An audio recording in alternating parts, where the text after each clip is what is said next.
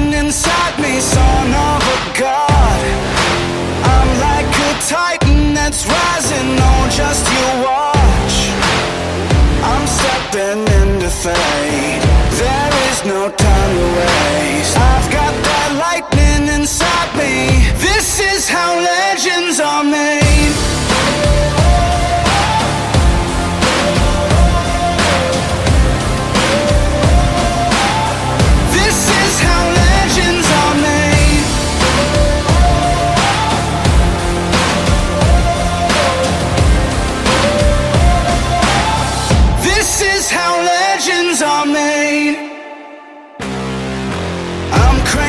Up on the throttle, victory is mine. Show you the harder the battle, harder I fight. I've come too far to quit. Step back, I'm going in. I'm cranking up on the throttle. This is how legends are made.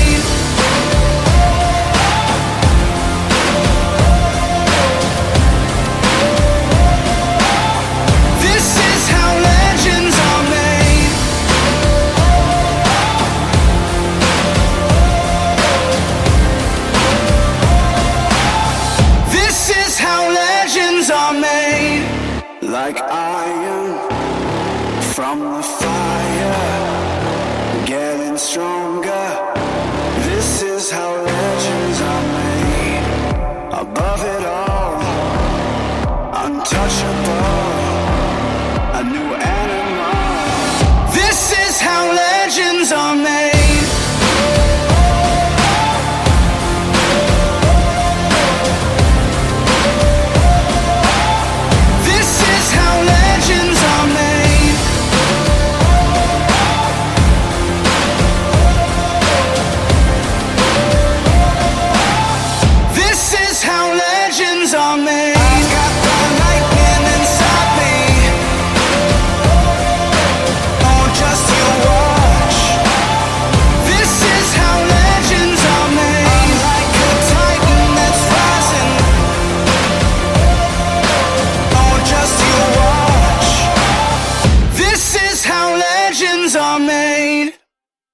Good morning. You're listening to Coffee and Conversation with your boy J-Man on Spreaker.com, iHeartRadio, Spotify, and all the other platforms that we're on. Even Alexa can make it do what it do. Good morning, Nurse Rachel. Good morning, Tony.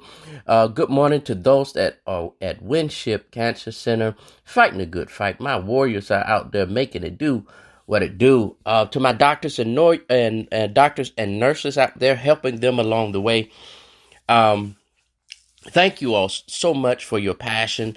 Thank you all so much for your energy. Thank you for keeping them on the right track. I know it could be hard at times, but I know my warriors are going to make you proud. So shout out to everyone out there at Winship Cancer Center. I will be sending a warrior out there with you all soon in the next week or two. My brother will be out there hanging out with you all and showing you how to fight. That's what his specialty is, showing you how to fight. So my brother will be out there with you all, fighting the fight with you all soon. So may God bless you and keep you. It's all good. It's all gravy. I know. Put a smile on your face. Let's start the conversation off right there. Put a smile on your face. Put a smile on your face. No matter what you're going through, a smile will always change things. Even if you don't feel like it, a smile just make you feel better. I have this conversation that I want you all to listen in on. It was my motivational speech to me this morning.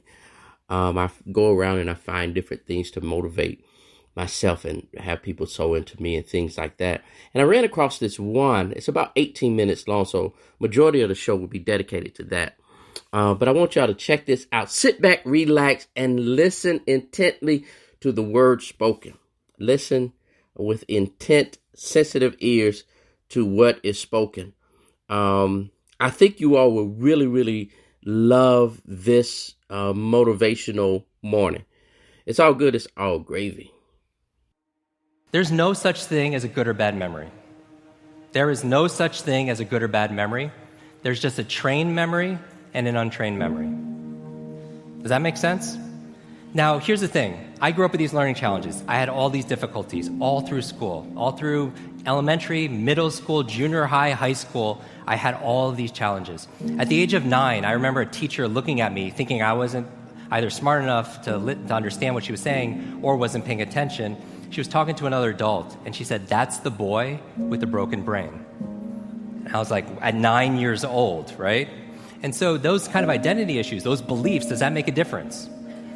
Yes, right? And a lot of people believe that they can't do certain things. They can just never remember names. So I could teach them a strategy, but if the belief is not changed, what happens? It's not, because it becomes self-fulfilling. I remember running a marathon, and preparing for it, I read a chapter of one of the books, and it was on the psychology of running a marathon, right? The mental part. And it said this verbatim, word for word, because I'm a memory expert. It said, "Your brain is like a supercomputer, and your self-talk is a program it will run. So if you tell yourself you're not good at remembering names, you will not remember the name of the next person you meet because you programmed your supercomputer not to." A lot of people say, "Oh, I have a bad memory," right? They always think, "I have memory," or "I have focus," or "I don't have focus," or "I have creativity," "I don't have creativity." I want you to scrap that. Creativity is not something you have, it's something you do. Focus is not something you have, focus is something you do. Energy is not something you have or don't have, it's something you do. Memory is not something you have, it's something you do. And what's the benefit of turning it into a do as opposed to something you have? What's the benefit? You have control over it because you could put it into a process. It becomes a strategy because there's a strategy for reading faster. There's a strategy for remembering names. There's a strategy for having focus. And it's a verb, not a noun. I'm the why guy. I want to know why you do what you do. What is your motive for action? What is it that drives you in your life today, not 10 years ago, or are you running the same pattern? Because I believe that the invisible force of internal drive activated is the most important thing in the world. I'm here because I believe emotion is the force of life. All of us here have great minds. You know, most of us here have great minds, right? I don't know if I'm in the category, but we all know how to think. And with our minds, we can rationalize anything, we can make anything happen. I am one decision away from a totally different marriage, a totally different life, a totally different job, a totally different income, a totally different relationship with my kids. Not like one decision, I'm divorcing you in the marriage example, but one decision on, you know, you could be having a conversation with your spouse and you feel your emotions rise up, and within a tiny window, those emotions can take over and can impact how your marriage goes. Or you can learn how to take control of that micro moment and make a decision to act in a way that actually shifts your marriage. Your life comes down to your decisions, and if you change your decisions, you will change everything. The mind has the tactical advantage over you at all times. At all times of your life, the mind has a tactical advantage over you. Why is that? It knows what you're afraid of. It knows your insecurities. It knows your deep, dark lies. And it starts to push you away from that shit. It pushes you in a direction that is comfortable. The mind controls everything. So what I realized was that when I was growing up and I was 300 pounds and I got all fat and I got all insecure, I realized that my mind kept taking me in this direction. When things got uncomfortable for me, when I was facing my insecurities, I was facing my fears, my mind said, oh no, we have a tactical advantage. We need to get you, separate you from this feeling over your life's all about feelings. We want the happy feeling. We don't want that feeling of this sucks. Why am I here? And you don't have any, so you can't answer those questions, so you leave. I started realizing that if in that moment you can answer those up questions and you are now in charge of your brain versus your brain ruling you, that's where all that stuff comes from. So the 40% rule is all of that. You get to 40%, your brain says, we're done. Let's roll, man. This is starting to get painful. This is uncomfortable. So you sit down. You have to figure out ways, and everybody's different. That's how the book kind of talks about, like we all have these things about, 5 steps to this and 4 steps to this. It's a lot more than that. That's all bullshit. It's a practice that you have to, it's a habit. So if you know that at 40%, I'm feeling pain. At 40%, I'm feeling pain. That's where the 40% rule kicks in. Now it starts. Okay, I'm feeling pain. My mind's saying all this shit to me. It's saying, get out of here, run, flee. The fight or flight kicks in. Okay, we're done. We're not good enough. It starts telling you all these things. You start to believe it because the mind controls all. This is the time where you have to gain control back of your mind. It's okay, let me see if I can go 45%. And once you start giving yourself more and more hope and start realizing, okay, the mind starts to be, okay, what are you doing? We're supposed to be going right and you're going left. You start then controlling your mind. Start finding more in yourself. And then it goes from 40% to a lot further than that. But that's the start of it though. Get to the spot where your mind is saying stop. Whatever that is, you got to get there first. And then that's when that starts to work for you. You got to control yourself in that moment. Let me give you the secret once and for all right here. Work. A lot. Based on what your mouth is saying. You want to be a millionaire? You need to become a workaholic. Right? You want to have good work-life balance and great family and be on the softball team and raise your kids and make $100,000? That's an amazing, let me just say it real quick. That's a ridiculous life. Making $100,000, that's a ridiculous life. You make $47,000 and see your kids and do your thing and be happy. That's great, right? But don't talk shit. Talk your reality. Talk your truth. Create a framework that you can follow. Because the only people listening to your excuses or your bullshit are your loser fucking friends. What is in us, we have no idea until we start trying hard. And I mean really trying hard, where you're obsessed with, hey, this is my new norm. My new norm is that, wow, this isn't always fun. It's not always meant to be fun. And that's when you know you're trying hard. People want to know how to stop the laziness and they want to know how to stop the procrastination. You want to improve? You want to get better? You want to get on a workout program or a clean diet? You want to start a business? You want to write a book or make a movie or build a house or a computer or put together some mobile application? Where do you start? You start right here. And when do you start? You start right now. Sometimes your life will be in a slump, just like sports. Some of the best shooters can't hit baskets different times in games. They get in a slump. Do they sit on the sideline and say, I just didn't hit a basket today? No, they continue to execute. I suggest to you that if you are facing a challenge, don't stop. Stay busy. Work your plan. Continue to do those things that you know that work for you after you have evaluated yourself in the situation. Continue to move. Stay busy, stay busy, stay busy. Do not take the easy way out. Do not give up based on instinct. If you are forced to stand down, to retreat, so that you can rebuild and reattack, so be it. But make that decision based on logic, not on the instinct of surrender and defeat. Get up. Go. Fight on. Every leader I have ever known had a dream, had a vision. In fact, I would say to you, if you're not seeing what could be and what you would like to have, I would say you probably are not a leader.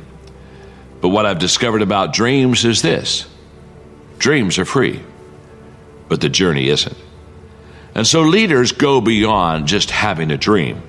They go beyond having a wish list, sitting around a table and kind of hoping something might come to pass. They understand that if they have a dream, if they're a dreamer, they have to pursue that. They have to take the journey.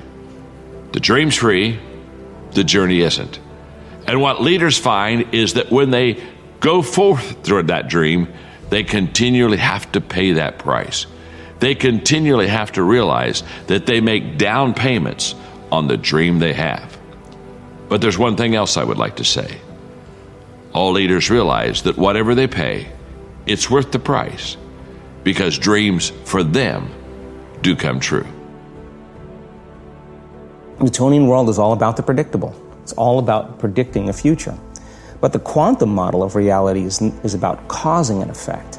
The moment you start feeling abundant and worthy, you are generating wealth. The moment you're empowered and feel it, you're beginning to step towards your success. The moment you start feeling whole, your healing begins. And when you love yourself and you love all of life, you'll create an equal. And now you're causing an effect. And I think that's the difference between living as a victim in your world, saying, I am this way because of this person or that thing or this experience. They made me think and feel this way. When you switch that around, you become a creator of your world, and you start saying, my thinking and my feeling is changing an outcome in my life. And now that's a whole different game, and we start believing more that we're creators of reality. How do we then go from that, like mechanistically, to begin this visualization process of something that's empowering? It's me in a different state. It's my future self. Is it meditation? What does that look like? If you're not being defined by a vision of the future, then you're left with the old memories of the past, and you will be predictable in your life. And if you wake up in the morning and you're not being defined by a vision of the future, as you see the same people and you go to the same places and you do the exact same thing at the exact same time, it's no longer that your personality is creating your personal reality. Now your personal reality is affecting or creating your personality. Your environment is really controlling how you think and feel unconsciously, because every person, everything, every place, every experience has a neurological network in your brain. Every experience that you have with every person produces an emotion. So some people will use their boss to reaffirm their addiction to judgment. They'll use their enemy to reaffirm their addiction to hatred. They'll use their friends to reaffirm their addiction to suffering. So now they need the outer world to feel something. So to change then is to be greater than your environment, to be greater than the conditions in your world. And the environment is that seductive. So then why is meditation the tool? Well, let's sit down, let's close our eyes. Let's disconnect from your outer environment. So if you're seeing less things, there's less stimulation going to your brain. If you're playing soft music or you have earplugs in, less sensory information coming to your brain, so you're disconnecting from your environment. If you can sit your body down and tell it to stay like an animal, stay right here. I'm going to feed you when we're done. You can get up and check your emails, you can do all your texts, but right now, you're going to sit there and obey me. So then, when you do that properly, and you're not eating anything or smelling anything or tasting anything, you're not up experiencing and feeling anything, you would have to agree with me that you're being defined by a thought, right? So when the body wants to go back to its emotional past, and you become aware that your attention is on that emotion, and where you place your attention is where you place your energy, you're siphoning your energy out of the present moment into the past, and you become aware of that. And you settle your body back down in the present moment, because it's saying, well, it's 8 o'clock. You normally get upset because you're in traffic around this time. And here you are sitting, and we're used to feeling anger, and you're off schedule. Oh, it's 11 o'clock, and you usually check your emails and judge everybody. Well, the body's looking for that predictable chemical state. Every time you become aware that you're doing that, and your body is craving those emotions, and you settle it back down into the present moment, you're telling the body, it's no longer the mind, that you're the mind. And now your will is getting greater than the program. And if you keep doing this over and over again, over and over again, over and over again, just like training a stallion or a dog, it's just going to say, I'm going to sit. And the moment that happens, and the body's no longer the mind, when it finally surrenders, there's a liberation of energy. We go from particle to wave, from matter to energy, and we free ourselves from the chains of those emotions that keep us in the familiar past. And we've seen this thousands of times. In fact, we can actually predict it now on a brain scan. I don't care how good you are. I don't care how talented you are. I don't care how much you work on yourself. There are some times when things aren't going to go right. They just are not going to go right. There are times when anything that can happen will happen. Murphy's Law will be knocking at your door. Why? I don't know why. That's called life. Greatness is not this wonderful, esoteric, elusive, God-like feature that only the special among us will ever taste. You know, it's something that truly exists in all of us. It's very simple. This is what I believe, and I'm willing to die for it. Now you have to set the new stage. Now you have to set the new mark. And be greater than you was yesterday. Realize that you are walking above ground for a reason. 2019 may have had its ups and downs, but you did not stay down. You knew what you had to do to get up, so you got up. I know the outcome, I know the purpose, and I look for leverage. Leverage is different than delegation. What's the problem with delegation? Delegation is you have all that needs to be done, so you give it to someone else, and you tell them what needs to be done, and when they don't do it, you're pissed off. Leverage says, I can move the biggest boulder in the world with a little bit of effort if I get something I can do it with, and I'm still part of it. So leverage is, if I'm going to leverage something here with Tom, I'm going to make sure Tom understands the what? The outcome. I want to make sure Tom understands the purpose, the why, and the action. But I might say to Tom, if you can get this done without this action or better action, go for it, baby. And I want to talk to you on this date, and we got to promise and we're going to check in before it's needed. So there's no surprises. If you're having problems, Tom, come back to me because we're partners on this. That I call leverage. And you know what I do when I have no time? There is time. I just got to leverage it. You know, say I have no one to leverage it to. You know, Shane over here, right? I got all the stuff he wants to do, can't leverage it. But Shane's answer was, hire somebody, then he thinks about what it's going to take and goes, $125,000, can't do that now. He's getting caught up in one way to get the outcome. Leverage. He goes through his list and goes, what if I got somebody to do 20% of this stuff? I could spend 20 grand to get that much freedom. I could pay for it times 10. And if I'm really productive, my productivity should enhance the world, not only my clients and customers, but it should provide jobs for other people.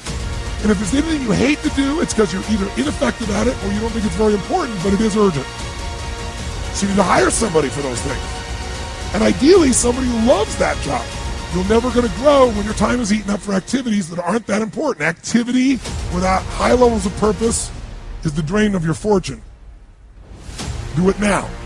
If you can't get it all now, do a part of it now. Leverage is power.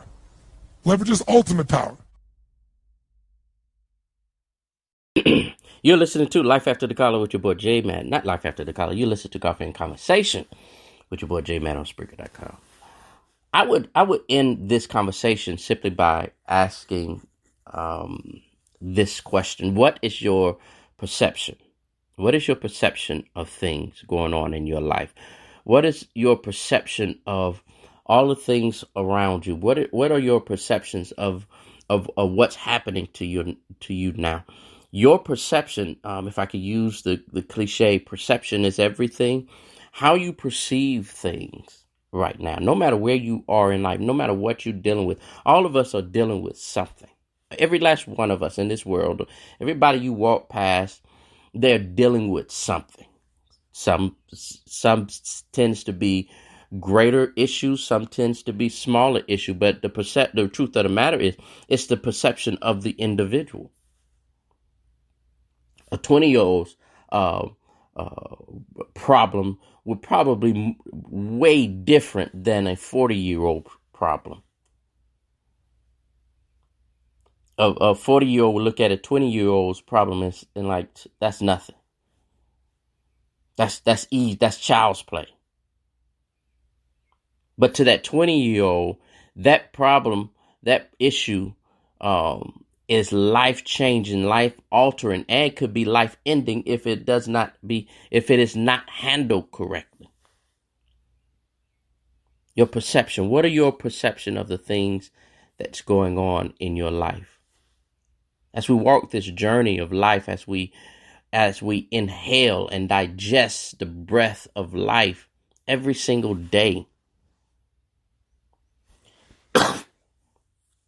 There are going to be some things that we want to deal with. There are going to be some things that we want to just blink our eye and just let it disappear. But the truth of the matter is that it's a part of our life. The gentleman started off at the beginning of that mixture of motivational speeches. He talked about memory. That there's no such thing as good memory or bad memory. It's all about how you perceive it. It's all about how you look at it. It's all about, and I've been talking about this lately, what you have gained from it, what you have gotten from it. There are a lot of things that has come our way. The older you get, the longer your list is. There are a lot of things that we didn't ask for. There are a lot of things that we unconsciously asked for. There are some positions we find ourselves in that we had no idea. We just woke up and we was there. The news just came out of the blue. And we had to deal with them. My conversation this morning with you all is asking you, how are you dealing with that list of things? How are you dealing with that list of things? Those things that's in front of you, that's in your lap. Are you gaining knowledge from it?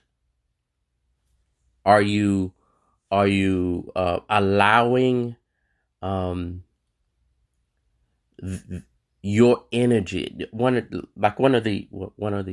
Towards the end of what we heard this morning, he talked about how in a routine we get ourselves to feel a certain way. 8 o'clock, I know I'm going to be stuck in traffic, so I know I'm going to be upset. 11 o'clock, I know I'm going to have to deal with my boss, so I'm going to be in a totally different type of energy. We have to learn how to change our energy. I learned that that was one of the things that I had to learn. It's not to allow things to overtake me emotionally. Yes, that they are there. Yes, they feel bad. But then I have to say, okay, God, why am I here? What am I getting right here, right now? There's so much things that we can be so much better in life if we go beyond our problems, if we go beyond our solutions and not hide from them, deal with them. But when you deal with them, dealing with them should cause a path of knowledge. It should create a path of knowledge that we can teach it forward. A lot of things that we go through is to go. This is what I believe. I believe that I go through things so that I can help somebody else along the way. Somebody else behind me may not have the strength enough, but at least I can coach them up. At least I can be the example that, look, I've been through the same thing that you have. One of my greatest privileges is going back to the old orphanage that I used to live in and telling the kids, one day you're going to be out of here and you're going to live a better life. This is just your stage right now. This is just the stage that you're standing on right now. Sooner or later, this part of the play, this part of the scene, this part of the play is going to be over with. And they're going to call curtain close, or the curtains are going to close, or they're going to yell scene. And they're going to close the curtains on that part of your life. And when the curtains open back up, you're going to be at a different stage in life. I believe that God has something great for each and every one of us to do. But it's up to us to put on the glasses that we need or take off the blinders that we need. However, whatever it takes for you to see what God has for you, this is the day to do it.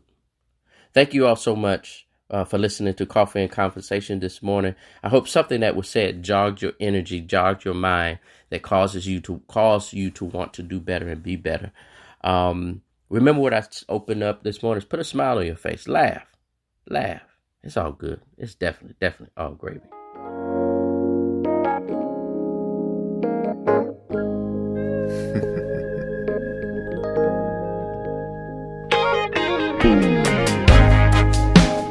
Understand why when life gets hard, you start to cry.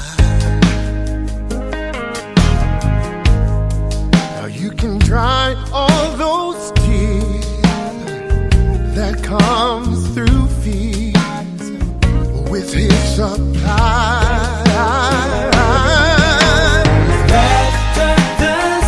So just like a medicine, just like a medicine, just like a medicine, like a medicine, a medicine. Laughter does good, like a medicine. Oh God, just like a medicine, just like a medicine. Now tomorrow may bring one or two things that you don't like. And if it does, you can rise above, and win the fight. One way to win it is to just like a medicine, just like a medicine, just like a medicine, just like a medicine. Keep on laughing. Laughter does good, like a medicine, just like a medicine, and it works, y'all, just like a medicine. So when they lie on that, when they talk about